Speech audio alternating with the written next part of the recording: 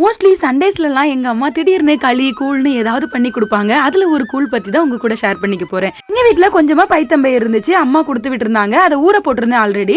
ஊற வச்சு அந்த பயிரை ஆல்ரெடி விசில் விடுறதுக்காக வச்சுட்டு அந்த கேப்பில் நான் கொஞ்சமாக பச்சரிசி ஊற போட்டேன், 1/2 கிளாஸ் அளவுக்கு.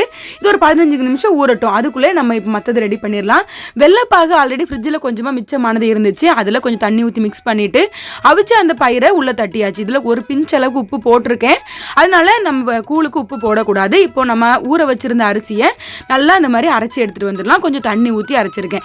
இப்போ நம்ம கொதிச்சிட்டு இருக்கிற இந்த வெள்ளைப்பாகு இந்த பயிர் கூட இதையும் கொஞ்சம் கொஞ்சமாக ஊற்றி கலக்கி விட்டுட்டே இருக்கணும், இல்லைன்னா கட்டி பட்டுரும். ஒரு கைப்பிடி அளவுக்கு தேங்காய் தூள் ஆட் பண்ணி நல்லா மிக்ஸ் பண்ணி விட்டுக்கலாம். உடனே கட்டி ஆயிடக்கூடாது, மறுபடியும் கொஞ்சம் தண்ணி ஊற்றி சிம்லே வச்சு நல்லா கொதிக்க விட்டுக்கோங்க, அப்போதான் கரெக்டாக இருக்கும். இப்போ சூப்பரான கூழ் ரெடி ஆயிடுச்சு. இது சூடாக இருக்கும் போது கட்டியாக இருக்கிற மாதிரி தான் இருக்கும், ஆற ஆற தண்ணி போல் ஆயிரும். மார்னிங் பிரேக்ஃபாஸ்டாவோ இல்லைனா இடையிலையோ நீங்கள் சாப்பிட்டு பாருங்களேன், அவ்வளோ அட்டகாசமாக இருக்கும். கண்டிப்பாக ட்ரை பண்ணுங்கள்.